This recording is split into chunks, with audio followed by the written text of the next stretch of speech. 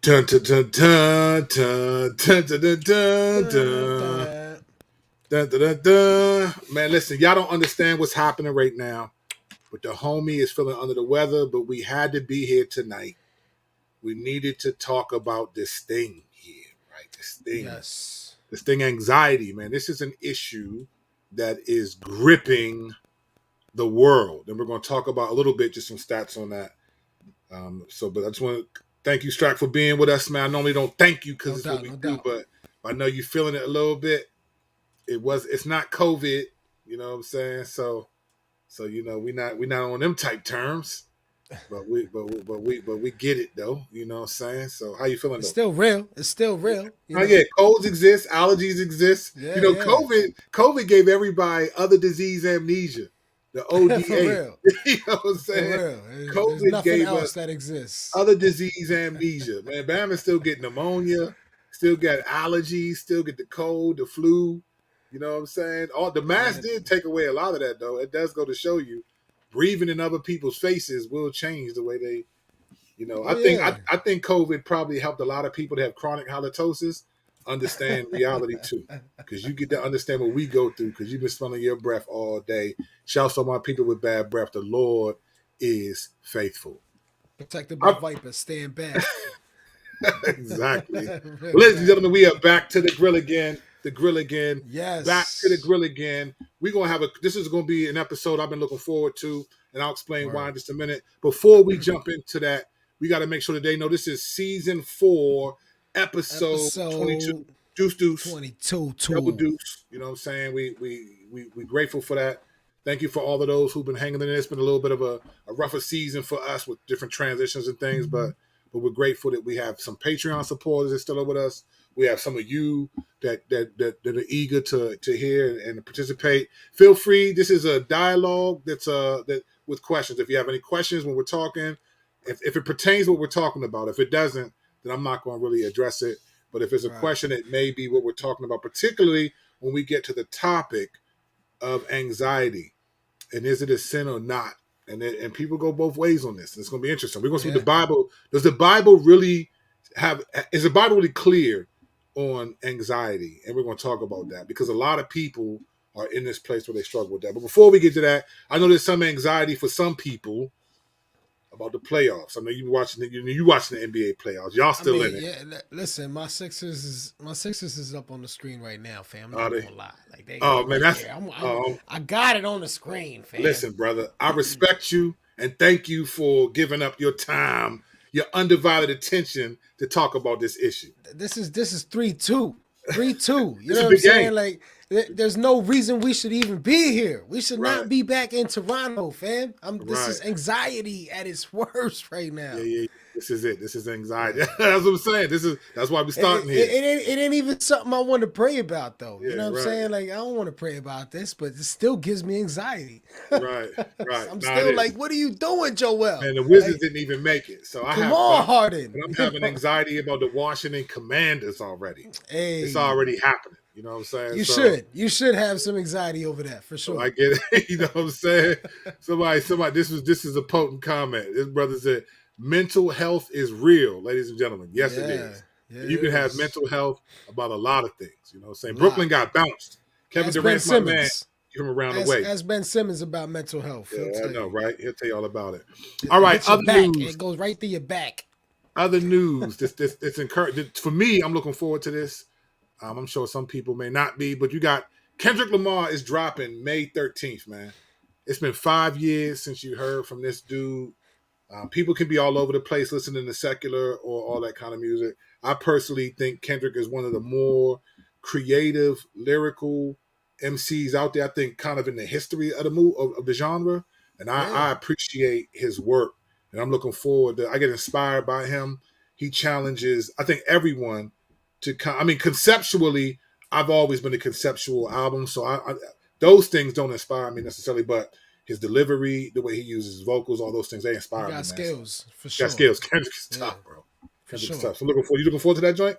Yeah, man, definitely. Anytime he drops, I'm always looking forward to seeing what he's doing as an artist. You know what I'm Right. saying? Like Yeah. overall. Yeah. Very creative dude.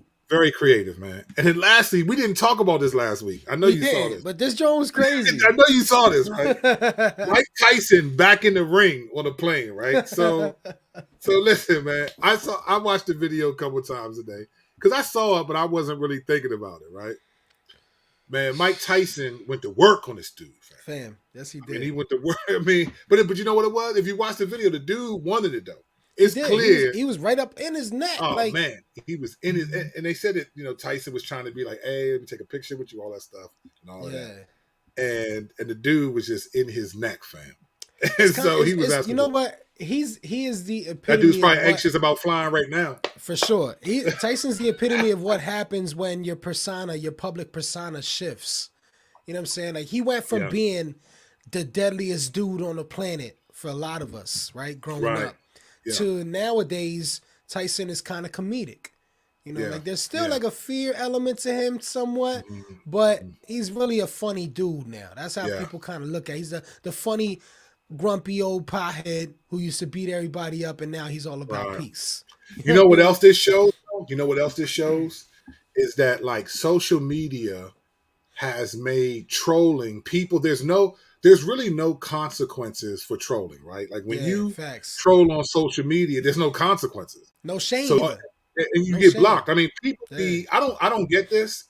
I've only been blocked that I know of once or twice, but people will promote it like a badge of honor. Like, look, I got blocked. Like, look at this. As if, but you know what's funny is they never say what caused them to be blocked. As if like blocking someone on Twitter or Facebook is somehow a sign of weakness. You might just be annoying. And just so there are people, I don't feel like getting your notification. Right. So I don't want to get the notification and look, and it's you. We could throw Luke Walker in here right now. He be trolling Kendrick. Yeah. Since we was talking about Kendrick, he always trashing Kendrick. And he just, that's what he do. Yeah, right. He's a troll. He's trolling. Trapping over my bridge. He's a troll. He's probably anxious because Kendrick is dropping. That's probably what's happening too. He's a troll, and so I think social media has made antagonizing people non-consequential. So now you go into this mindset where I can antagonize people and nothing's going to happen because nothing doesn't happen anymore. So you get on the plane. This dude has like a criminal record, so it's not like this dude ain't done something. This dude gets on the plane. You're antagonizing a former heavyweight champ, Mike Tyson. He's older, but lower. He still looks good. He just did an exhibition last year and was looking all right. You know what I'm saying? He was hitting we saw the training tape. I don't want to fight Tyson at 50%. You know what I'm saying? I don't want to fight him at 80. He's probably at like 75% right now. Right. Yeah. You know what I'm saying? But the dude was trying, and the dude, I think this was a classic example of when Dave Chappelle had this little skit called "When Keeping It Real Goes Wrong." Right. It's like this dude, and this should be a lesson for real. There's a lesson in this. Yeah. Man, listen, be careful. Don't think if you are a troll, don't think that you won't get stole. That's just about trolling. Don't transition well into real life. It don't transition well. It doesn't. Keep your trolls online because if you do it in person, man, you might get trolled out. That dude was looking scraped up after that. Yeah. So that's crazy. But all right, man, let's jump into Tyson this. Just beat him up. He was showing his face and everything. I'm sorry. All right, man. No, that dude is anxious now. He had his lip put up. For sure. Let's get into this, man. Anxiety is, I would say this, and I don't think I'm over speaking here in saying this. I think anxiety in and of itself is the real pandemic. All right. So I think we've gotten through COVID and all that, but anxiety in and of itself is a real pandemic. I want to read some stats right now from MedAlert Help. It's a website that has a lot of information and a lot of studies about anxiety. Listen to these numbers. I'm just going to read a couple of stats. I'm going to start from this top 10 anxiety statistics for 2022, right? So obviously post-COVID, but anxiety is a pandemic. It's something to be trifled with. So here are the top 10 from this website, the top 10 anxiety statistics for 2020. Here we go. Number 1, anxiety levels usually peak between ages 40 and 59, right? All right, I didn't know that. I thought it was younger because a lot of That's kids have a us. lot of anxiety. That's us. Yeah, that's Yeah, us. that's us. That's us. All right, listen to this. Panic disorders affect over 6 million people in the U.S., bro. Wow. 6 million people experience panic. So that means panic attacks. I know people who personally experience them, and they don't, and these aren't like decisions, right? This is Right. the thing about anxiety. Anxiety for many people is sort of like COVID. It's not a decision that they make. I don't know many people that think like, hey, let's be anxious today, you know? Right. Like when people Right. have panic attacks, it's almost like I called it. It happened to me. And this is where a Right. lot of the challenges when you say like this is a sin, but we're going to talk about is it sinful or not. All right. Listen to this. Antidepressant use increases with age, with 19% of those taking them taking over 60. They're over 60 years old taking them. All right. Here's one I thought was crazy. 3.6% of the population have anxiety.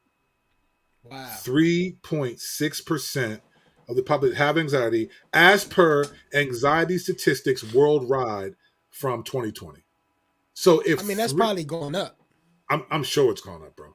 But I mean, think about that 3.6% of the population. So let's just assume we're 6 billion people, right? We might be more now, but let's just say it's 6 billion people, right? That's what we're at. Times point 3. Wow, bro. 18 million people. Sheesh. That's insane. 18 million people. Is that the right number? I don't know. Yeah, We out here 18. doing math again, ladies and gentlemen. Hey, listen, man, we graduated from that a long time ago. 18 million Wow. people have anxiety. That's a lot of people. So if That's a lot anxiety of is people. sinful, that's just a lot of sin that people are doing. And we're not even getting, these aren't Christian statistics. These are just statistics, all right? 4 in 10 U.S. adults have depression or anxiety symptoms due to the pandemic, right? That's crazy. Almost 3% to 5% of children have math anxiety, as per That's anxiety. us. That's us. That's what we have it right now. And that's the people watching us when we start getting the calculator out. It's funny, man. There used to be a show called Are You Smarter Than a Fifth Grade? I used to be like, man, that's a dumb show. Like, who? Yeah, I remember Man, that. I got a fifth grader that's doing homework. I'm like, man, son, I don't know how to do this. Right. I mean, it's just like you just be out of practice. So I definitely Yeah. get anxiety when he's like, Poppy, can you help me with my homework? I'm like, oh, really? I can't ask your mom. And she can't do it. All right. 8% of children and teenagers worldwide have an anxiety disorder. Wow. That is insane. 8% of children and teenagers worldwide have an anxiety. These are the top 10 statistics. Number 9. 2.2 million Americans have obsessive compulsive disorder. Sheesh. And that's a derivative of anxiety, right? Obsessive compulsive. You're anxious and you Yeah. can't stop washing your About hands, or you can't about stop everything. cleaning. You just can't, it's just obsessive. And it's just like, wow, this is crazy. 25 million people in the EU have anxiety as per stats on anxiety prevalence. And 19 million Americans have specific phobias, right? So phobia is just another way of describing fear and anxiety. So it could be of spiders, it could be of rats, there's actually something called nomophobia, which is an anxiety about losing your cell phone. That's a real thing. Anxiety about losing your cell phone. So anxiety by the World Health Organization and the CDC is fundamentally a pandemic, and it's Hmm. greater than the pandemic that I believe we've experienced. This anxiety is, in many ways, has affected people's lives to such a degree that it's difficult for them to function in life without being anxious. So when you become a believer, and I'll say this, when you become a Christian, I don't know how the gospel is presented to people. But depending on how the gospel is presented, your view of the issues that you have are going to be affected. So if the gospel is presented in such a way that it seems as if, like, let me say this. So we do Q&A after every sermon. Every sermon we do Q&A. You've been there. You've been in my church. We do Q&A. Yep. And and it's random Q&A. And one question that came in this past Sunday was about healing and that God can heal all infirmities. Like, how do we process that in light of people not being healed? And here's what I said. Well, there's a difference between God being able to heal all disease and sicknesses and God promising to do that in this life. Like, there's a difference. So I fundamentally believe that God can heal any and all things, from cancer to whatever. What I don't do is tell people that God has promised to do that for them, because I don't know that. Right. I don't want to arrogantly say, "Oh, because God can." So I'm with Daniel 3. When they were about to go in the fire, they said, "Look, Nebuchadnezzar, we believe that God can save us. We believe that God will save us. But if He doesn't, we're still not worshiping you, right?" That's right. Yeah. That's biblical faith. God can, God will, but He might not. And Right.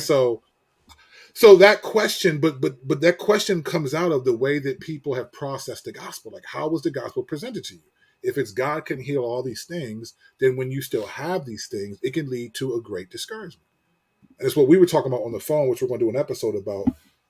Christianity is not sin management. Mm-hmm. And I don't think, when we had a conversation, it's clear to us, but I don't Right. think a lot of Christians understand that it's not. And there's a lot of reasons why.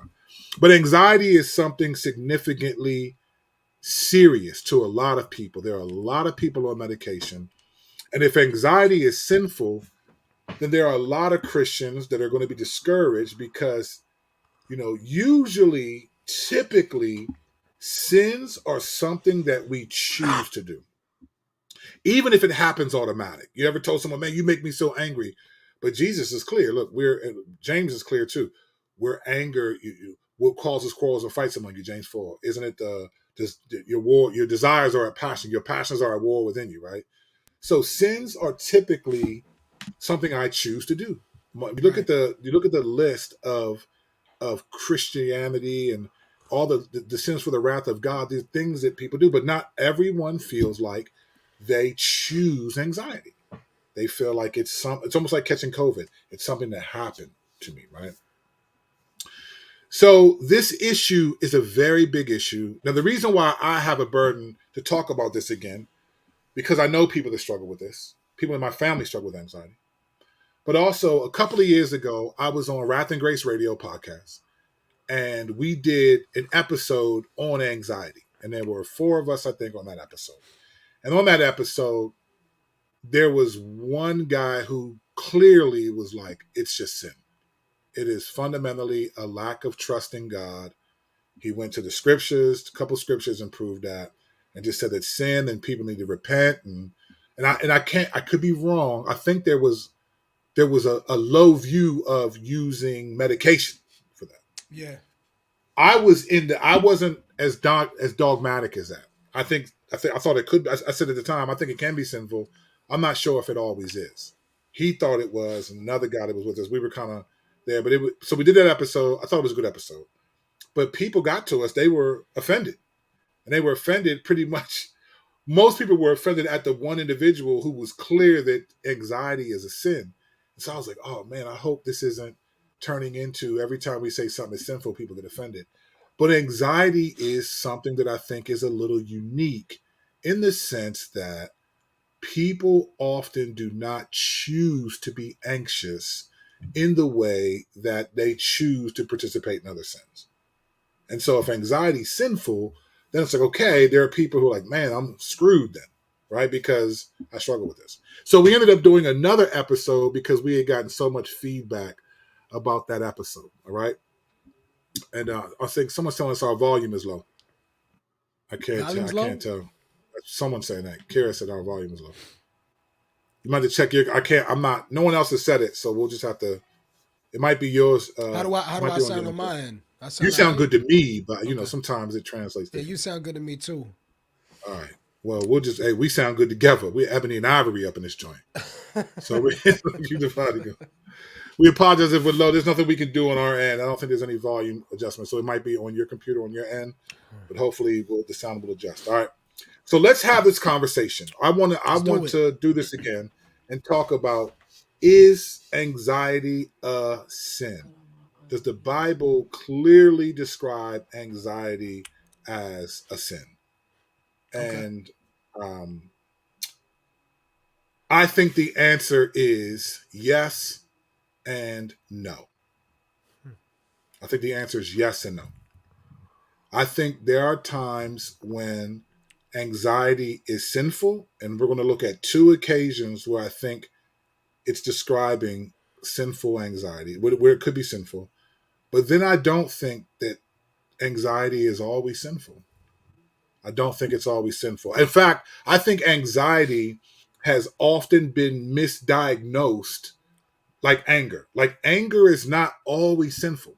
That's Right. why there's a verse in Ephesians, in your anger, do not sin, Yeah. right? Be angry without sin. Be Yeah. angry, no sin. So like it's but I think because we're almost incapable of being of anger and not sinning, that we just fuse the two together. I think anxiety has been somewhat biblically misdiagnosed as something that's sinful. Now let me say this before we go further, because I want to present reasons why biblically, not some psychotherapist evaluation. The reason why I want to say what I'm about to say now, because we don't want to lead anybody astray. I'm a pastor. I'm a lead pastor of a church of a few hundred people. I'm grateful, and it's a real responsibility and a real reality to explain to explain the Bible and try to help people understand. We are not trying to lead anyone astray. Nah, definitely not. Not. So if we're wrong, we prayed this before this episode. Lord, if we're wrong, then please let people forget that, because we're not trying to lead anyone astray. But I think we have to look at the scriptures for real and see what they say, not what someone else said. Let's just look at what they say, look at the context in which it's being said, and we're going to explain some of these things here. So let's talk about this from the standpoint of, is this a sin? When is it a sin? Is anxiety can be an expression of a lack of trusting in God? No question, right? It can be. Let me give you an example of when it's sinful. So you got Matthew 6, very popular Sermon on the Mount, verses 25 through 34, where Jesus is talking about do not be anxious, and do not worry. And he says this in verse 31. He says this of Matthew 6. I should have put it on the screen, but it's been a crazy day. I didn't have time to do all this stuff. So he says this. So don't worry, saying, what will we eat, or what will we drink, or what will we wear? For the Gentiles eagerly seek these things. And your heavenly Father knows that you need them. But seek first the kingdom of God and his righteousness, and all these things will be provided for you. Therefore, don't worry about tomorrow, because tomorrow will worry about itself. Each day has enough trouble of its own. All right? So Jesus is making a distinction between the Gentiles who worry about these things, okay? And he's saying not to worry about these things. He's making a distinction. So I think when he talks about being the Gentiles, he's essentially saying they're sinning, right? Right. He's seeing them as being sinful to worry about these things. So when anxiety does not think that God can or resolve the issue, or that God is not going to provide. We're not talking about in things that are promised, that are in the scriptures, right? There are things that we just, like, my kids aren't promised to come home from school every day.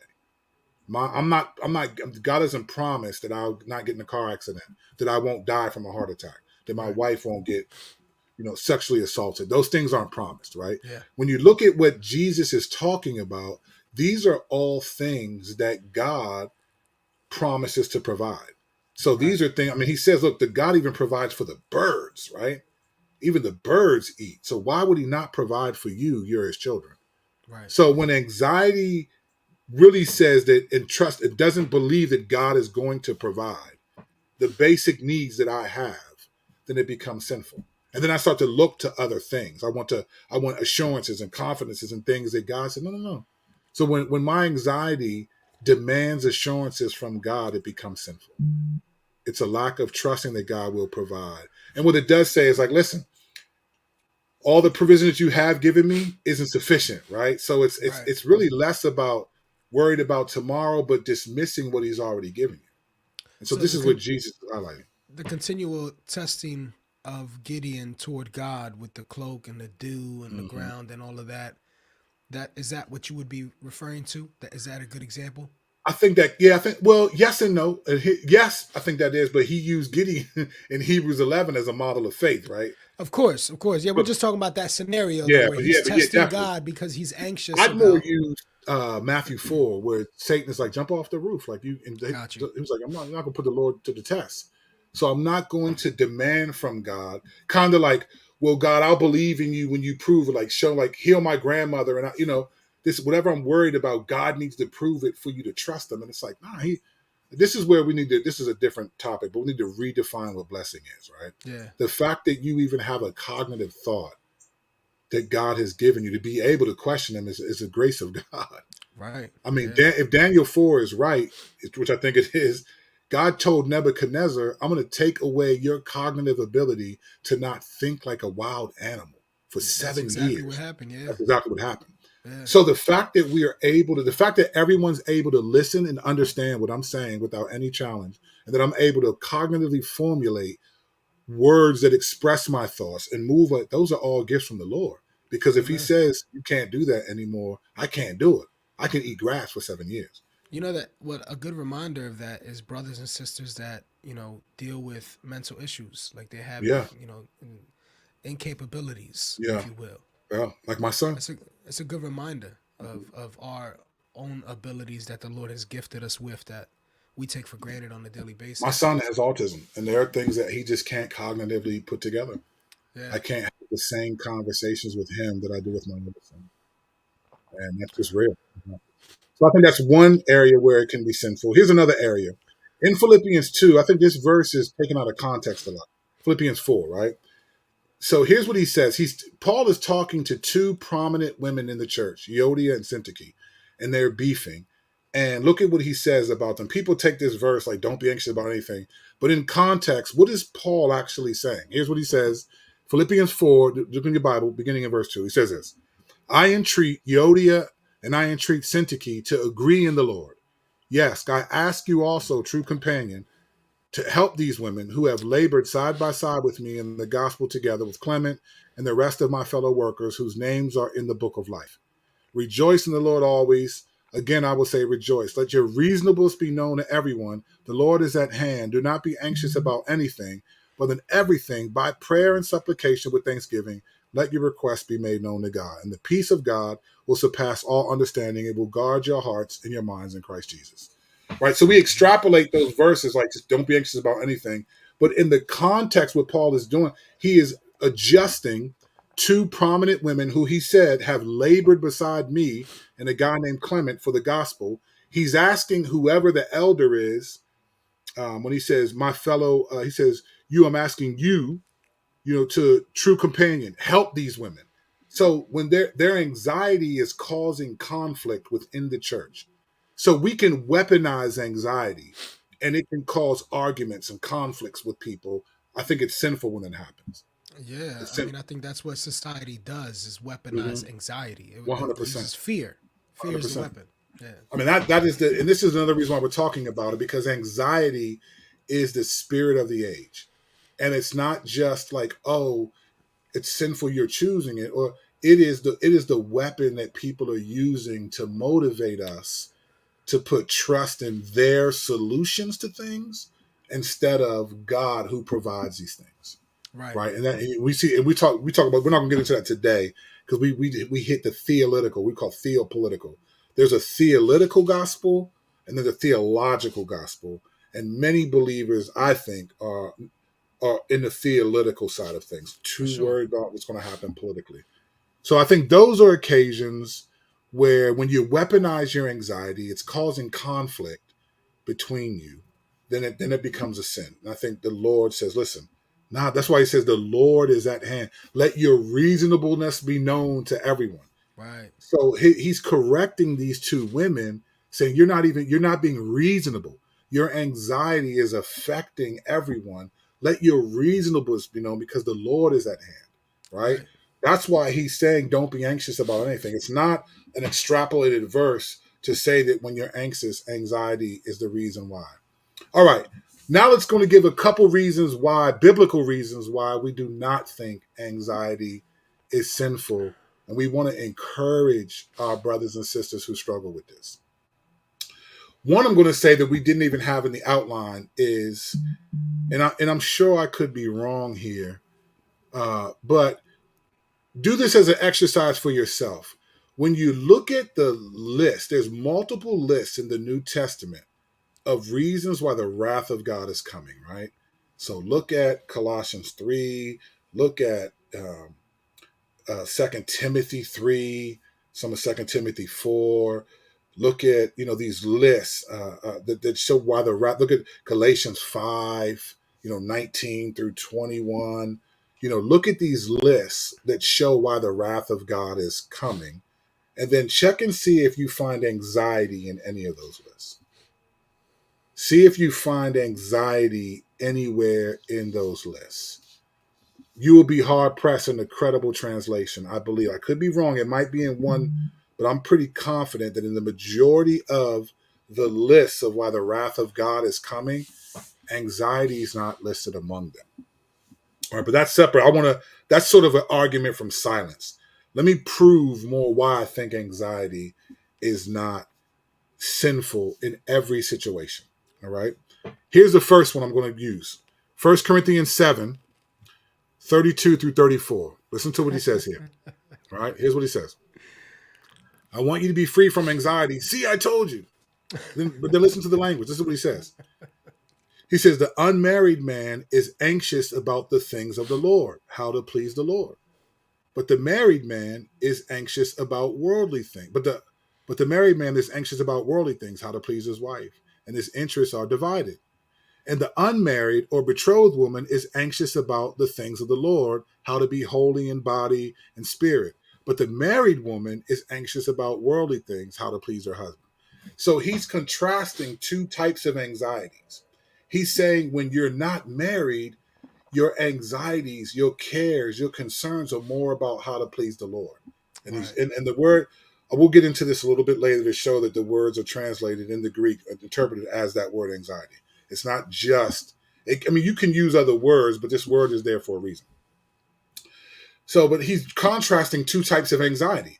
There's anxieties, concerns that are about serving the Lord, and then there are some about serving your spouse. Now, in 1 Corinthians 7, his point is this: I would prefer that you all would be single like I am, because then we could do more work for the Lord. But being married is not a sin.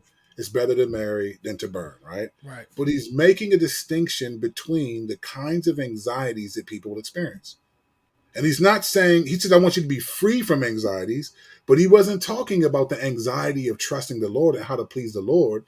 He was talking about the anxiety of how to please my wife, because it will distract from the focus on the Lord.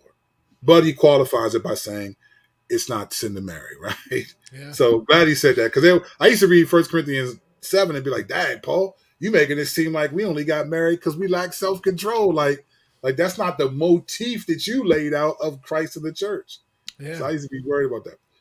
All right, so here's another 2 Corinthians 11, 28. Paul lists a whole 2 Corinthians 11 is a crazy chapter, because Paul is proving that he's an apostle, and he lists all of these ways in the Bible that he has been shipwrecked, he's been beaten, he's been imprisoned, he's been left for dead, he's been beaten 39 times, 3 times with a whip.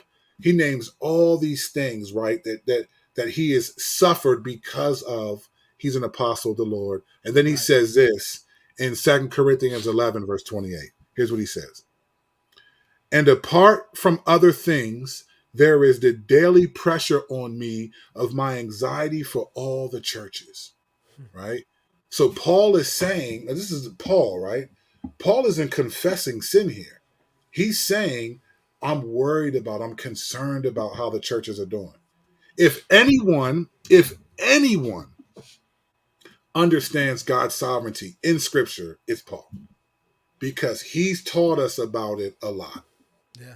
Right? If anyone understands that God is in control, that there's nothing to worry about, it's Paul.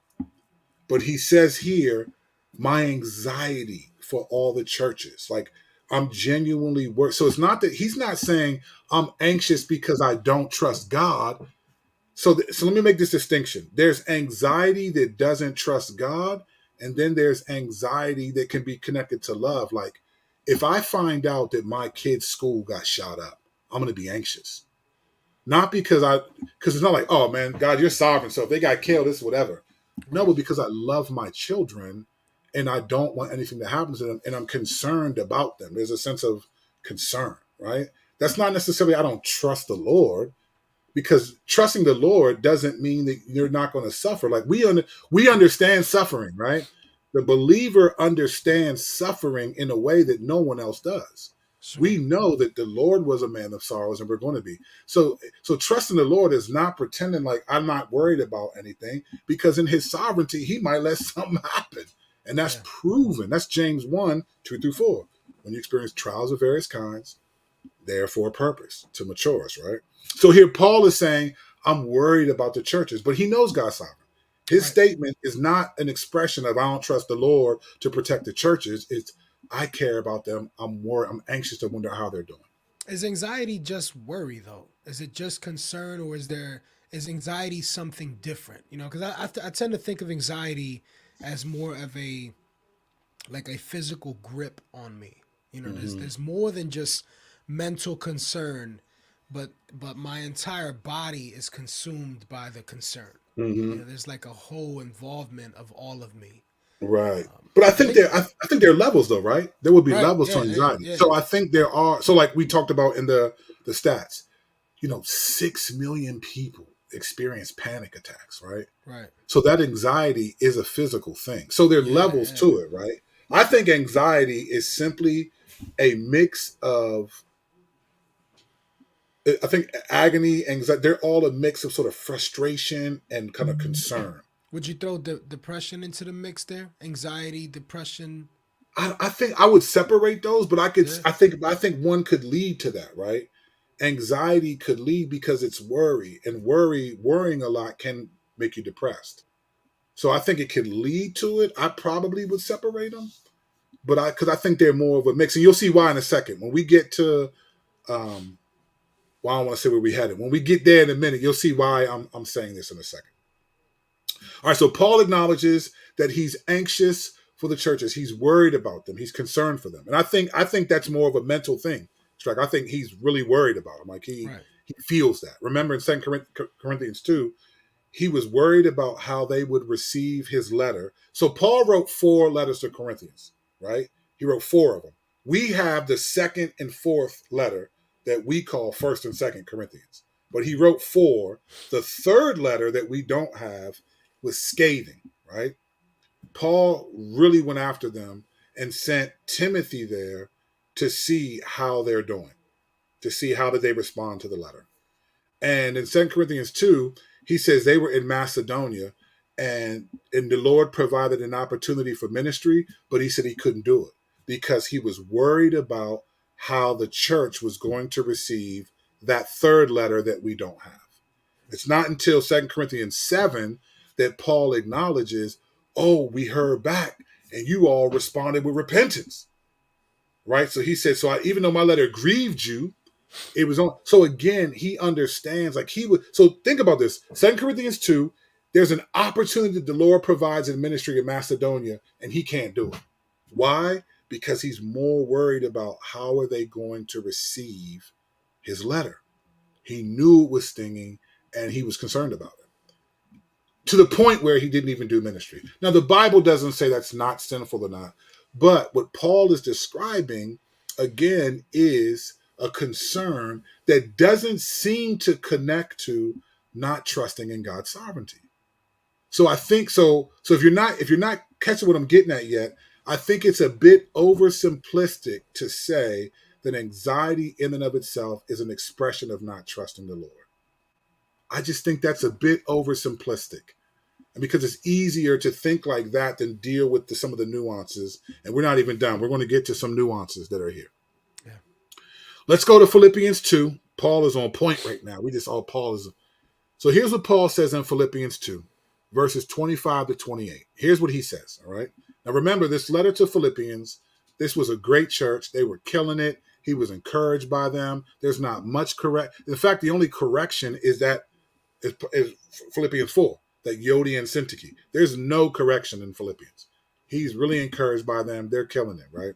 But here's what he says in Philippians 2, 25 to 28, 29. Here's what he says. I have thought it necessary to send you Epaphroditus, my brother and fellow worker and fellow soldier, and your messenger and minister to my need.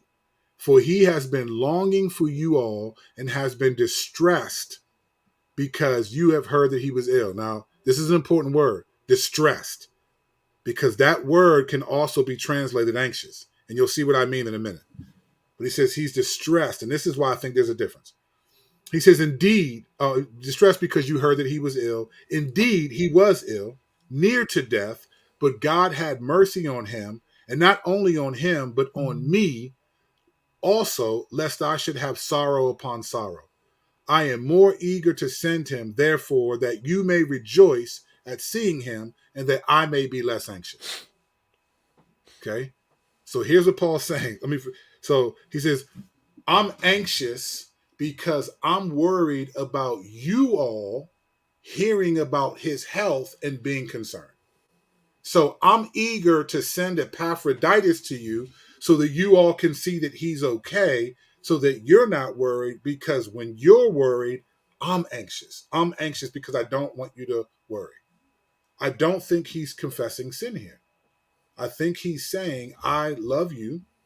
I am concerned when you're concerned. I think Romans 14 kind of calls it weep with those who weep. So there's this connection that he has. And he's saying here, I want him, listen to the language. Indeed, he was ill. This is Philippians 2:27, near to death, but God had mercy on him. And not only on him, but on me, right? Lest I should have sorrow upon sorrow. So obviously he would be distraught if he died. I am more eager to send him, therefore, that you may rejoice at seeing him again, and that I may be less anxious. So Paul he's saying, he's using this word anxious and saying, listen, I want to be less anxious about you, more concerned about you.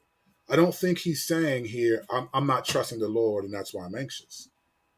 He just genuinely cares about them because he hears that they have been distressed, right? Says they have been for you all, and they've been, and then he's been distressed. Even Epaphroditus has been distressed because there's this word like, oh no, they heard I'm struggling. They're struggling.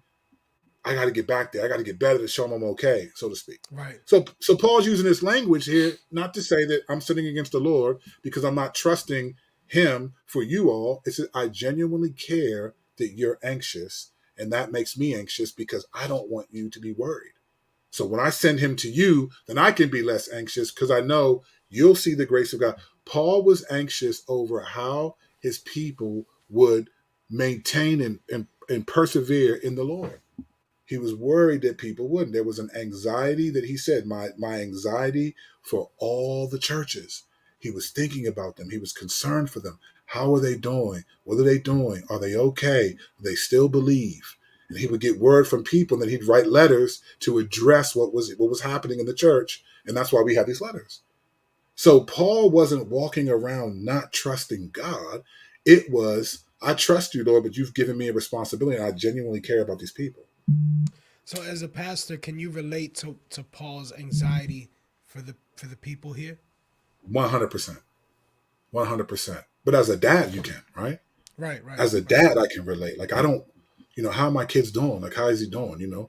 As a dad, you can relate. As anyone who has a responsibility for someone will experience some level of anxiety if you love that person.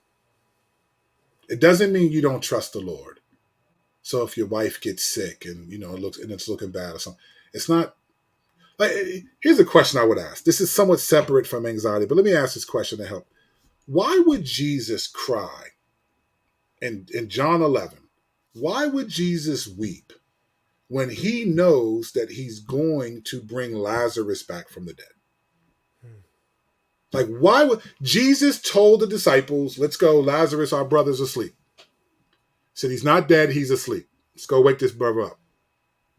So he goes there. He knows he's about to perform the greatest miracle they've seen up to that moment because he hasn't resurrected yet.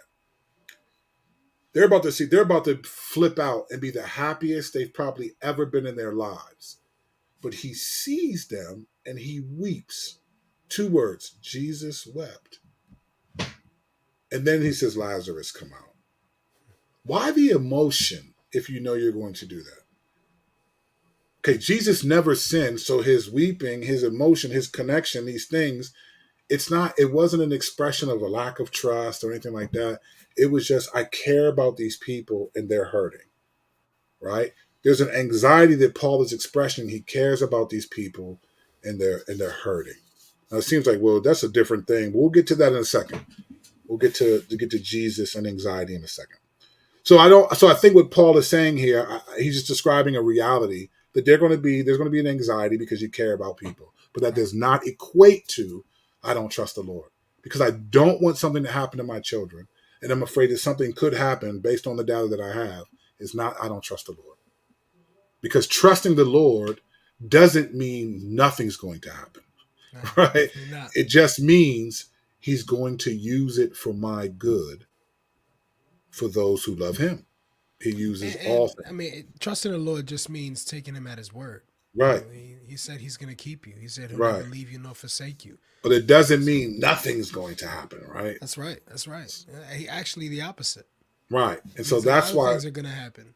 A lot's going to happen, right? Right. Let's keep moving. So here we have Peter. Let's get off of Paul. Let's go to Peter, right? Here's Peter.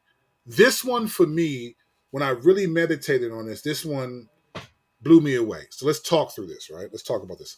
1 Peter 5. You guys are familiar. If you're believers watching this, you're familiar with the passages. 1 Peter 5. Here's what he says. Humble yourselves, therefore, under the mighty hand of God, so that he may, at the proper time, exalt you, casting all your anxieties on him because he cares for you. Okay. 1 Peter 5:7, casting all your anxieties on him because he cares for you. All right. A lot could be said here, right? So let's just start with this first thought.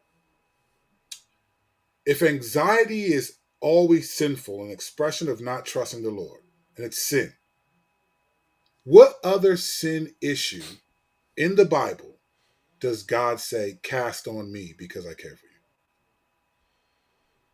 Cast your sexual immorality, cast your lying, cast your gossip, cast your slander, cast your rivalry, cast your deceit, cast your... What other sin issue are you told to cast on the Lord because he cares for you? They were all cast upon him at the cross. Right. But there's no command to cast any sins on God because he cares. But here, Peter is clearly saying, cast your anxieties, the things that you're concerned about, the things you're worried about, cast them on the Lord. Bring them to the Lord. Give them to the Lord because he cares about you. There's no other language that, you might know this better than me, Strack. There's no other language in the New Testament that is this tender when it comes to sin. Right? So if anxiety is sinful, this is very tender language. Yeah. There was Jesus being tender to the adulterous woman. Neither do I condemn you, go and sin no more, right? He was tender towards the woman at the well in John 4, but this is a passage that we're being told to take our anxieties and give them to God because he cares, because God knows that we can be anxious about things. So bring these things to the Lord. He knows that we can be worried. I mean, when the Lord, the Lord revealed himself to us as the ultimate answer, right? The ultimate goal, the ultimate desire, the ultimate deliverance. And when you have that, you reach for that, but there's going to be a bunch of uncertainty underneath, this transcendent God. There's going to be a bunch of uncertainties up until we reach our point of going into eternity. We're going to have uncertainty. He expects us to have uncertainty. He hasn't answered all the questions. We have the ultimate answer, which is the cross. We have, enough to know that he'll never leave us nor forsake us, enough to know that he is trustworthy and faithful, and that we're to place our trust in him regardless of the outcome of the way things look or the uncertainties. But man, uncertainty is to be expected because not everything has been revealed and unfolded for us. Right. Yeah. So uncertainty is to be expected. 100%. And uncertainty is where anxiety rests. That's where it rests its head, is in uncertainty. It's a lack of, it's like you stepping outside and everything's dark and you're not sure where to walk. You're going to trust in the light of Christ, but you're going to be uncertain about every step. I mean, that's just the way it is. Right. Though I walk through the valley of the shadow of death, I will fear no evil. Right. You are with me. Right. You know. And I think that's where I really believe that well-meaning believers, pastors, have taught that this is sinful and really weren't trying to self-righteously but I don't think we give some of these things a lot of thought. And this is one of the weaknesses of theological traditions. Well, I think people, I mean, I know you're going somewhere. I just want to answer to that. I think people are diagnosing the effects of anxiety rather than the anxiety itself. Right. So what I mean by that is people wrestle and deal with anxiety, which may lead to depression. And then you have solution or resolutions that are given that involve medication. You know, when you got, fundamentalist mentality, or even just deeply rooted Christianity, which may go more towards a holistic realm of healing. When you throw medicine in the equation, now all of a sudden there's a defect. You know, what's wrong with you? You know, something's wrong. You shouldn't need medication. You should just trust Jesus. That's what's pushed hard. You know what I'm saying? Yeah, definitely. So, Definitely. and that's because people look kind of sinful when they deal with depression. You know, they're snappy. They're hidden. They want to hide. They want to be secluded away from fellowship. So there's a lot of signs that we would say, well, that kind of looks sinful. You know what I'm saying? And so they diagnose that instead of the actual anxiety, the actual issue. I think that's a big part of it. Obviously, when we're talking about these things, they're multifaceted, right? So there's no one reason why. I think also it's just not a fruit of the spirit. So when it says count it joy when you experience trials, if you're anxious, you're not joyful, right? Yeah. So you clearly think, okay, anxiety is not a fruit of the spirit, right? But is it a fruit of the flesh, though, is really what, like, in terms of a sinful way. And that's where the lack of seeing it in the reasons for the wrath of God coming, the type of language of 1 Peter, like casting all your anxieties, right? Like it's basically, that is a very tender passage saying, look, how do you humble yourselves under the mighty hand of God that he may exalt you to do? How do you humble yourself? By casting your anxieties on the Lord, right? That's how that's the connection he's making. Humble yourself by not trying to control everything or wanting just cast them on the Lord. To what Strack was saying, he's not leaving, he's not forsaken, but it doesn't always mean it looks like that, right? Doesn't always mean it feels that way. But so you humble yourself by letting the Lord know your struggles. That's right. Casting them on him, giving them to him. What I was going to say was another reason why I think this gets misdiagnosed is because theological traditions, we tend to build off of what previous people have said.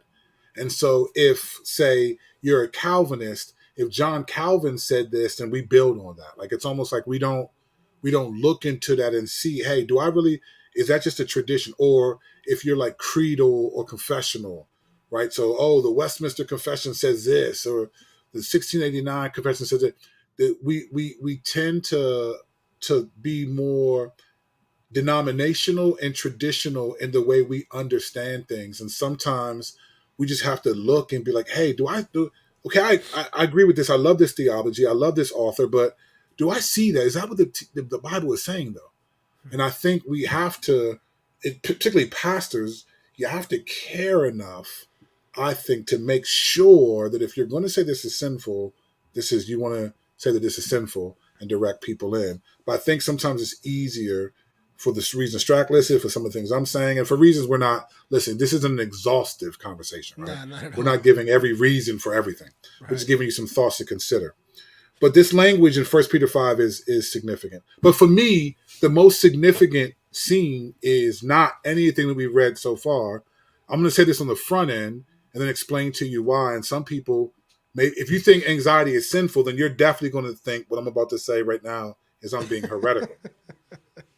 But Jesus in the Garden of Gethsemane, I think, was experiencing extreme anxiety. I think it was anxiety.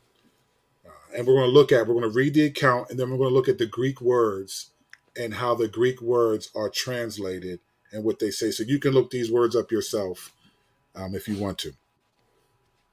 But here's Jesus in the garden, and we're going to look at the Mark's rendition of it, and then we'll look at briefly at Luke's. Here's what Mark says, 14:22 through 32. Here's what he says. Then they came to a place named Gethsemane, and he told his disciples, "Sit here while I pray."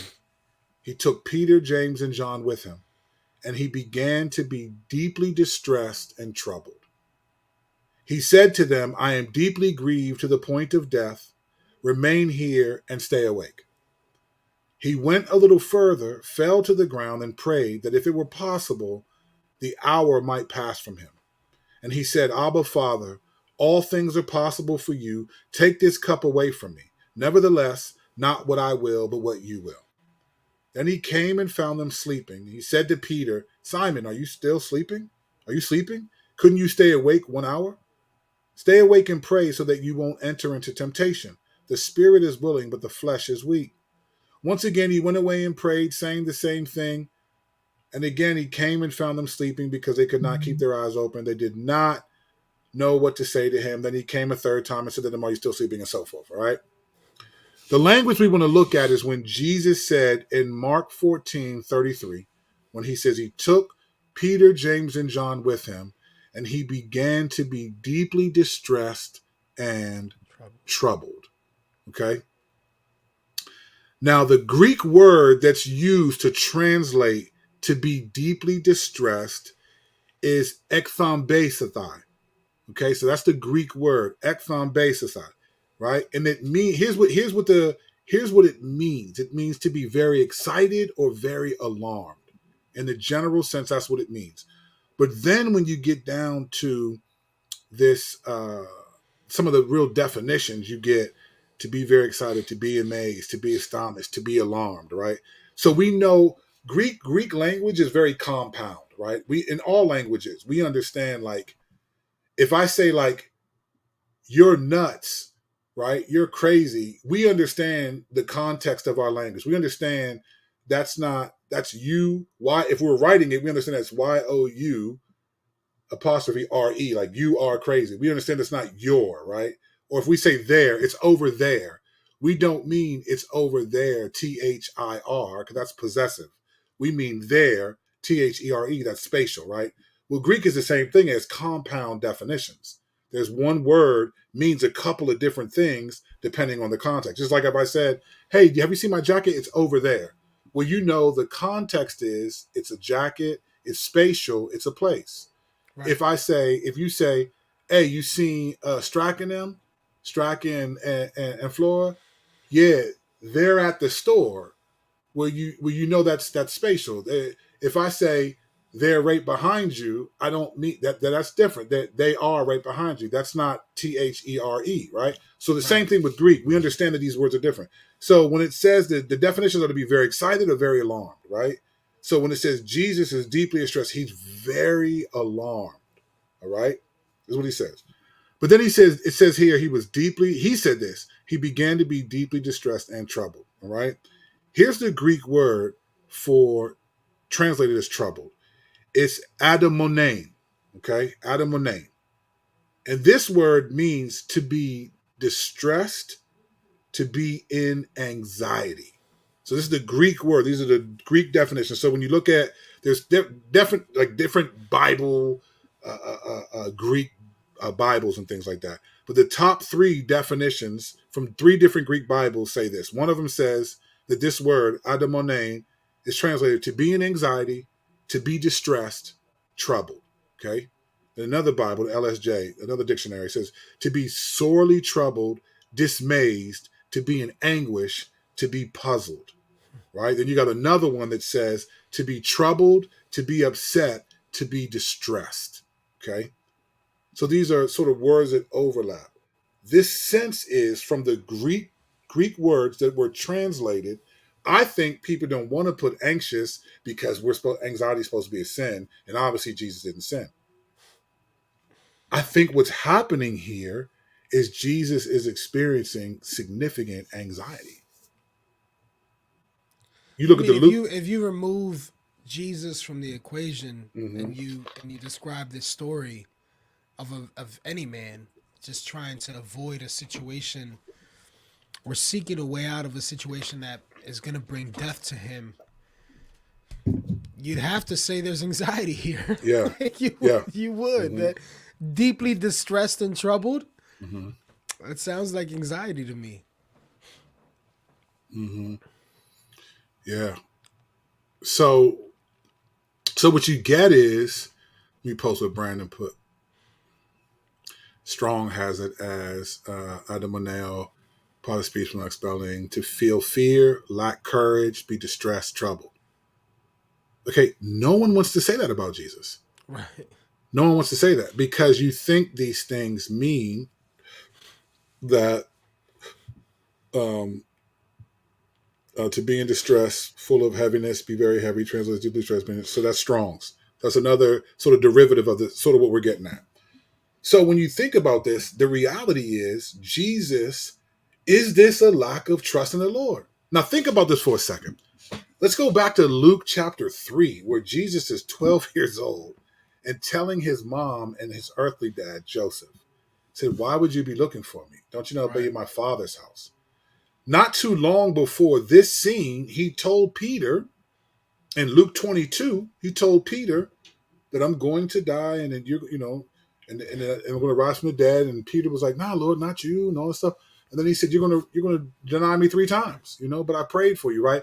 You get no indication from the beginning of the Gospels until this moment in Mark 14 and the other, that Jesus has even desires to not have the cross affected.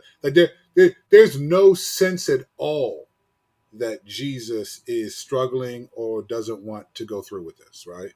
So then when you get to the Garden of Gethsemane, here's the first time you see Jesus seemingly saying to his disciples, one, I need you guys to stay up with me. Yeah. Right? It's the only time. Every other time. To your point about Jesus not mentioning any type of anxiety towards the cross. Yeah. I think we could say even on the contrary, he looked forward to it. 100%. Because when you talk about even when he established communion with the disciples, and he said, I've longed to take part in this meal with you. Like that was the Passover. Like he was getting ready to take the cross. Right. He knew it. And let's be clear, that night is the same night as this. Right. This is just 4 hours later, maybe, from that Passover meal. Yeah. It's within a 3 to 6 hours. It's 4 hours, I think, pretty much. 3 to 4 hour range. Based upon when he was crucified at 9 a.m. and so forth. So it's a short couple hours from him acknowledging this is what's going to happen. Yeah, because right after communion, right after, the Last Supper, Judas goes. if you will, Judas goes. Judas goes to get there's the betrayal. Yeah. There it is, right? So again, this is the same night. And here Jesus is saying, wait a minute. So is that not trusting the Lord to be anxious, to be deeply distressed, troubled, is that not trust, or is it uniquely different for Jesus because he was Jesus and versus and there are some things that are, but I don't think that's the case right now. No, I think there was a level of uncertainty. There was a level of and worry and fear at the receiving the full. He's the only person that knows what the full wrath of God is. And I don't want to. I don't want people to hear me saying uncertainty when it comes to Christ and think that. He was clueless as to what was about to take place. Right. That's not what I mean. Nah, not at all. What I mean by uncertainty is the weight of what he was about to endure. I think there was, even though he knew how weighty it was, there was, I think, some level of uncertainty in regards to his humanity. I mean, he was a human, fully human. How can fully human understand the wrath of God poured out on him? there is got to be some level of uncertainty there. I mean, he didn't even know when the Father, would have him return. So there's levels of uncertainty with Christ. We don't know how that works. We're talking about the hypostatic union. Right. Yeah. Most of us can't even spell that word. Right. Some people had just heard it for the first time. They're like, what did he just say? They thought she was talking in tongues. Right. But here's the reality. Like, if Jesus is our example, right?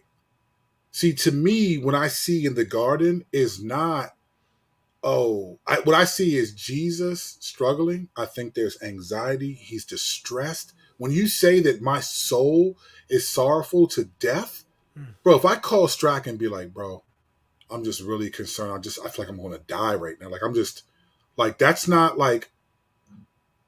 just like an expression of like, oh, okay, well, no, but that's me getting ready to ride down to Maryland to see 100%, 100%. Like, it's that serious. Like, Jesus is saying, that's the shocking part about how tired the disciples were and how much I think again, this is all speculation. I think they were tired because they just had confidence and trust in the Lord. They just weren't even worried about it. They didn't really take him seriously when he said, I'm really struggling, because they've never heard him talk like that. Right. They've never, I mean, this is the same Jesus in Matthew 8 that was asleep on the boat, that was getting rocked by the winds and waves, and they woke him up afraid that he was going to die. And he said, man, peace be still to wind, and then went back to sleep. They were like, who is this? And the winds and waves. Right. So again, it's the same Jesus, right? Who controls the elements. He is God. He's sovereign over these things. All of this stuff. He told Peter right after this, I could have legions of angels, right, come to my defense. So it's not like he doesn't understand God's sovereignty. He doesn't trust God, but the anxiety is real. The thought of experiencing the wrath of his Father was a lot to bear. And it's not just in his humanity. Yes, that's true. He was demonstrating humanity. But what he said was, and this is what I think, for many of us, the way through anxiety is presented here. See, Jesus didn't, well, let's keep going for a second. Let me go somewhere else for a second to further prove this point. Let's go somewhere else real quick. We're going to stay in this scene, but let's go to a different translation. Luke 22, 39 through 46. Here's Luke's sort of rendition of this scene. He went out and made his way as usual to the Mount of Olives, and the disciples followed him. When he reached the place, he told them, pray that you may not fall into temptation. Then he withdrew from them, and about a stone's throw knelt down and began to pray. Father, if you are willing, take this cup away from me. Nevertheless, not my will, but your will be done. Then an angel from heaven appeared to him, strengthening him. So listen to this scene. This part right here always blows my mind, right? So this is Luke 22, 43. Then an angel from heaven appeared to him, strengthening him. Being in anguish, he prayed more fervently, and his sweat became like drops of blood falling to the ground. Right? When he got up, he came to the disciples and he found them sleeping and so forth. All right. So let's reenact this scene first before we look at what's actually the Greek word and stuff is saying. So here Jesus is praying, Father, take this cup from me. He's struggling. It says he's in anguish. No. In regards to what you were talking about earlier with the disciples sleeping, it says here that they were exhausted from their grief. Exhausted. So they were exhausted from their grief. Yeah, they were grieving with him. So I was wrong there. They were exhausted from their grief. So here he's praying, right? And an angel comes to strengthen him, right? So a supernatural being, huh? That's wild. Yeah. Yeah, a supernatural being comes to strengthen him, right? It says strengthening him, right? So this is he's being strengthened. Mm-hmm. I imagine comforting him that the cross is what he has to do and so forth. And then it says being in anguish, right? We'll look at this word in a second. He prayed more fervently and his sweat became like drops of blood. So an angel comes to strengthen Jesus, and it makes him even more fervent to pray, and his sweat becomes like drops of blood. Didn't angels minister to him after the temptation as well? Wasn't there a time? I don't think so. I think that might be a creative license. It might be in the Catholic Bible. I don't think it's in our Bible. You know what I'm saying? Maybe cough something up. you might have been hanging around Mel Gibson. It's a little too much. You know what I'm saying? The angels came and was playing the fiddler while he was sitting there, you know. Nah, I think he said a legion. I could call legions of angels. Yeah, I did. remember that for So sure. he said, no, but this scene is incredible. So being in anguish, the word anguish is agonia, right? And it just means distress, which is overlapping with the same word translated as anxiety in Mark's translation, in Mark's rendition. It means to struggle for victory, anguish, intense sorrow, right? These are things that I think many believers today would say is sinful, to be in anguish, intense sorrow, and so, right? That's why no one ever says Jesus was anxious here. So if we're the first to say it, let us be the first to say it. This is anxiety. Jesus experienced severe anxiety, severe distress, severe anguish, agony over this, right? I thought it was count it all joy when you experience trials of various kinds, right? Yo, you know you're about to apologize to me, right? I am. Go ahead. Why? Cause I done searched the joint right quick. Would you search? Then the devil left him, and behold, angels came and were ministering to him. Where is that at? Matthew 4:11. Oh, that's Matthew 4. I thought you were talking about right here in No, I this was scene. saying right after the temptation. Oh, I was thinking. I thought you said this because I'm in this scene. Oh, no. I said after. I said then angels minister to him after the temptation. Oh, I ain't hear temptation. I thought you meant after this scene. My fault. My bad. I should have made temptation clearly. Yeah, no, that was my bad. I'm in this passage because I'm here. I'm in. I just want to make sure I ain't pulling from the apocrypha. No. Second Enoch 6:44. I'm like, hold up, where did I pull that from? I haven't seen the Passion of the Christ in years, man. It's from the Quran, Surah 5:44. And the angels gave it. Strikers over here. We got a Chrislamic dude over here. No, my bad. I thought you meant this scene. I didn't even hear the garden. Yeah, yes, okay. The garden definitely. They came straight to the mouth of that. But that. Oh, you know what? Yes, and this is one of the reasons why this scene is so powerful for me, because he's tempted in the wilderness, and the angels come and strengthen him, and then his ministry begins. Right. Right. He's tempted here, and the angel comes and strengthens him, but he keeps praying. Mm-hmm. He keeps praying for the same. As far as we know, the same thing. And then he finally is like, okay. And then his ministry, another ministry, the next level of it, the ministry of the cross begins, right? So you see these bookends of this happening. But in this scene, he was in more, he said being in anguish. That's after the angel comes, is that severe. So Jesus is experiencing anxiety at the reality of the cross. It's not an expression of not trusting the Father. It's not an expression of that. It's not an expression of not trusting. This is the one time we can say that definitively. 100%, right? His anxiety. The thing about this. This is what I think is the way out. I'm not saying you won't still need medication or you won't struggle, but let me tell you, this is to me a pathway out of anxiety. Jesus is going to the Father. Amen. See, I think when our anxiety pushes us away from God, it's sinful. Amen. That's good. When it pushes us away from God to other means. That's good. But when our anxiety drives us to the Lord, it's not sinful. That's right. I've said it like this before for a different thing. You know, complaining to God is a psalm. Complaining about God is a sin. Mm-hmm. Right? It's different when you bring it to Him. And what you see here in the most extreme anxiety that any human being has ever felt, because no one understands what the wrath of God is really about except Jesus here. Mm-hmm. And so when you see him, his anxiety, he does two things here that I think are important for those of us who struggle with anxiety. The first is he casts his cares on the Lord. He was praying. He's praying. He's applying 1 Peter 5 and 7 right now. He's applying 1 Peter 5, 6, and 7. Humble yourself under the mighty hand of God, and he will exalt you in due time. Casting your cares on the Lord because he cares for you.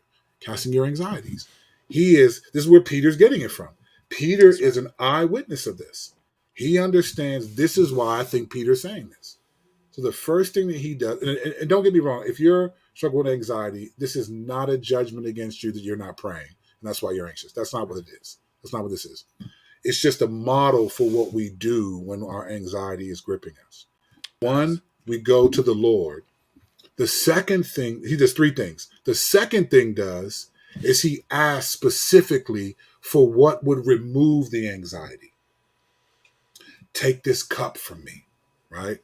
Think about that prayer. Jesus is asking for something that if God answers that prayer, you and I have no hope. We have none.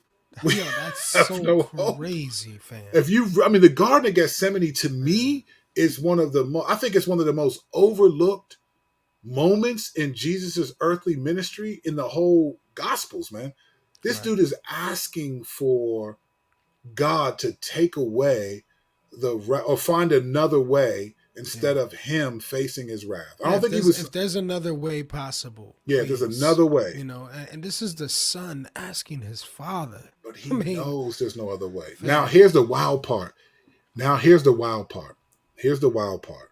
If that's not wild, here's another level. He always did the Father's will. Jesus said, I always do what pleases the Father, right? So guess what? The Father wanted Jesus to pray like this. He wanted Jesus to struggle and to cry out to him because Jesus never did anything that did not please or come from the Father. So this scene is Jesus doing exactly what the Father wants him to do. Right. Is to struggle and to pray. Yeah. So he prays and then he asks to have what is making him anxious be removed. Right. That's what he does, right? And then the third thing he does is the hardest part for all of us. And he says, not my will, but your will be done. That's right. That's what he says. Yep. It's almost like if he's praying, like, take this cup away from me, and then he opens his hand up and says, not my will, but your will be done. And many of us, when we struggle with anxiety, what we most want, or when we struggle with depression, we most want to get out of how we feel, and it makes total sense. For sure. Worrying, struggling with anxiety doesn't feel great. Being depressed, feeling depressed, these aren't great feelings, but that's what we want. We want to get out of these feelings. As your brother and your friend, if you're a believer, not your pastor, because you don't go to my church unless you go to my church. Let me just give you a shift in thinking. Instead of how do I get out of depression or anxiety, the question is, how do I glorify God while I'm depressed and while I'm anxious? Right. So it's not about, and this is what Jesus did here. He was like, okay, I got to go to the Father. I'm not going to run from him. I'm going to go to him. And what's wild is he knew it's the Father's judgment that he's facing. But let me go to him. Let me ask him to remove whatever's making me anxious, uncertain, distressed, fearful, worried. And then, but let me also say, not my will, but your will be done. That's the issue. And so this is not a critique of anyone as if you're not doing those things, but just keep doing those things. I think anxiety is not always sinful. And many of you who struggle with anxiety, I think you've been, whether it was good, well-intended or from a self-righteous person, I think it's been misrepresented. We've given a lot of different sort of scriptures, and feel free to check these and double back. And if you think we're wrong, that's fine. I've looked at this a lot. I don't say things like this unless I feel like I can back it up. And I don't care what someone else said. I'm looking at the Bible and the way it's translated. I'm not worried about what this theologian said or what this person said, because that's just, they're no different. It's a big deal because, I mean, this is something everybody deals with, man. This is a big deal, everybody, you know, from one day to the next is going to deal with anxiety at some point. That's just a reality. And I hate that it's so oversimplified. It's just a sin that you don't trust the Lord. And so you say in the same way with that name it, claim it theology, right? Right. You kind of got that sense where, it just seems like if you don't get it, you don't have faith in the Lord. And it's like, nah, fam. What about it's not God's will? Like, and there's a difference between God can do all things. That's what he said here. You can do anything. Take this cup from me. There's a difference between, and this is another scene that helps me. God can do anything, but it doesn't mean he's going to because he can. He could have provided a different way of salvation if he wanted to. He's God. He could have said, all right, I'm not going to let my son, we're going to provide it this way. This is what everyone has to do in order to be saved. Could have. But they were like, no, the way you're going to be saved is to suffer the violence that humanity is most known for. I'm going to provide salvation through the very thing that makes humanity sinful. Yeah. I mean, he did. Honestly, he actually did provide a way. It's just no one was able to fulfill it. Yeah, in the Old Testament, right? Yeah, no one was able to fulfill it, and that's why Christ had to come and 100%. Yeah. 100%. And so again, I just think, a case can be made, I think, has been made, that it's not always true. I think if your anxiety pulls you away from God, or if your anxiety is weaponized and causing conflict with other people, it's sinful. Mm-hmm. Like Philippians 4, Yodi and Syntyche. Hey, agree in the Lord. Right. Agree in the Lord. Like the Lord is at hand. The Lord is near. I think those are sinful. Anxiety can tempt you to sin. It can tempt you to sin. Definitely cause you to sin, for sure. So I think I would say, here's the way out of anxiety, or the way not out, because I don't want people to think that, because it might be God's will that you just struggle with it the rest of your life. There's no guarantee of that, right? So not the way out, but the way through anxiety is what Jesus does here and what Peter says in 1 Peter 5 and 6 and 7. Is you just cast them on the Lord. It doesn't mean, and he doesn't say, here's the thing about 1 Peter that I think is interesting. He doesn't say cast them on the Lord because he will take them from you. He said cast them on the Lord because he cares for you. Mm-hmm. He doesn't say he'll remove the things that are making you anxious or change the circumstances. He just says do it not so that they're removed, but cast your anxieties on the Lord because he cares about you. Amen. That's different. And I think a lot of people think cast them on the Lord so he can remove them. And when he doesn't, then we look for other things to remove them. And that's when we stop trusting the Lord. How does it go? My burden is light. My yoke is easy. Matthew 11. Yeah.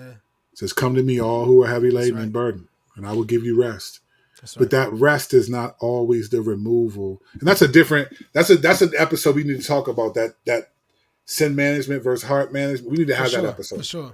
Yeah. Because I think that will help in some senses kind of pull together what we're saying. But I mean, hopefully this was helpful. I mean, obviously we could have stretched it out. There's a lot more, but this isn't the pulpit and this isn't teaching hour and so forth. We just want to be helpful. We care about, everyone probably says this. Look, me and Strack, we don't try to be too flashy. We don't try to hit all the popular issues so that everyone wants to get our take. We're just trying to help people who listen to us, who download our the audio version of the podcast, who watch this, who support us in different ways through Patreon. We're just trying to help provide a context or some things that will help us persevere to the end. Right. That's what we care more about. Facts. It's not about we're not trying to build you into our perspective or the way our insight, and that's why we don't even talk about new stuff as much anymore in this season, because we want to focus more on where the church is. We're more concerned about where are our brothers and sisters, where is the church, where are our brothers at. That's what we care about. So in that sense, we're not going to we might briefly cover it like we did at the beginning of the episode, but we're going to keep it moving because we care about deeper things. I think you can get all that good information anyway. I mean, there are people who are going to have better, well-produced videos than us. They're going to have the music, the cutscenes, all of that. Man, we might get there one day, but it ain't today. And so right now, it's just we just care about you all and are hoping that the stuff that we're saying is helpful. I know we're encouraged by these things and so forth. So if you struggle with anxiety, do not be ashamed of it. You need not be ashamed if you struggle with anxiety. But you don't feel defeated, but just as Jesus did. 3 things, right? Go to the Lord, right? Go to the Lord. Go to the one. Go to the Lord. Ask him to remove it, but then say, not my will, but your will be done. Not my will, but your will be done is probably the hardest words to utter because our prayers are things we really, really want. You know what I'm saying? So I mean, it's not that hard to utter if you know that on the other side you're going to hear my grace is sufficient. You know, You just have to remember who it is that we're speaking with. You know, when we come with our anxiety, we just have to remember who He is. Yeah, we do, and we have to realize, and there are people. Yeah, man. There's just so many varying levels to this because everyone has There different is, levels of maturity and confidence. for sure, for sure. So I think the hope is First Peter 5, 6, and 7. That's just the play, and then Jesus demonstrates that in Luke, in Mark That's right. 14, And when I and say Luke remember 22. who He is, remember that He's the one that's inviting you to cast your anxieties upon Him. So Amen. if He's inviting you to do so, that means He is the one who gives you rest from those things. Amen. Amen. And so that's where I'm just like, so I'm encouraged by that, and that my brothers, this is to the end, to Amen. the end. Amen. We've been praying. Brandon, I know, I'm glad he reminded it up. We've been praying for the Jonah group. We didn't mention it last week, but every Tuesday at 4 p.m. Eastern Standard Time and on Thursday, whether it's 20 seconds or 20 hours, we're just praying for our nation.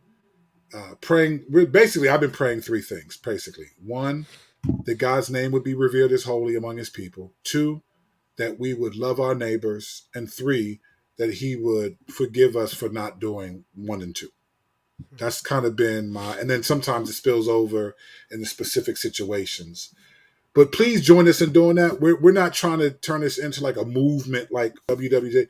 We just want it's calling it the Jonah group because Jonah, I just think there's a like this is what I think. I think what we're seeing sometimes from some people who have influence in the church is survival, right? It's sort of political survival. We gotta vote this. But I think what we need is revival, right? We need a revival. We don't need political survival. We need theological revival. For We need sure. to, and the Lord can move through. I think He'll move through our prayers more than through our politics. So again, this isn't saying don't vote, do whatever you want, but don't put your hope in those things. It's been fascinating to me. I don't know if you've seen this track. It's been fascinating to me to see how many people are like about Elon Musk. That Bama hasn't done nothing yet. All he's done. What has he done? People are like free speech is back. Yo, he's balling African American though, fam. Yeah, You should be right. proud. You should be proud. Well, they get some reparations then, chat. So again, it's just like what it's just like, all this hope in Elon Musk. It's like, listen, our confidence is not in the political ideological spectrum of the left or the right. It's in the God who allowed politics to be established in our nation for a temporary period of time until he reigns. So like we would do more good for our nation if we were praying, especially collectively. So Tuesdays and Thursdays, I'll remind you through on my Twitter and I'll remind you on Facebook. But if you can, Tuesdays and Thursdays, 4 p.m. Eastern Standard Time. So wherever you're at 4 p.m. Eastern. So if you're West Coast, it's 1 p.m. for you. If you're in India, it's 11. No, it's actually really early because when I was in India, it was 10 and a half hours ahead. So Wow. that's more like 4:30 in the morning or 3:30 in the morning. I'm sorry, fam. I'm sorry if you can't. You know what I'm saying? You just pray, whatever. But depending on where you are. But it's 4 p.m. Eastern Standard Time. And we're praying and asking the Lord to bless our nation. We need that much more than we need Ron DeSantis or whoever else that you're going to vote for.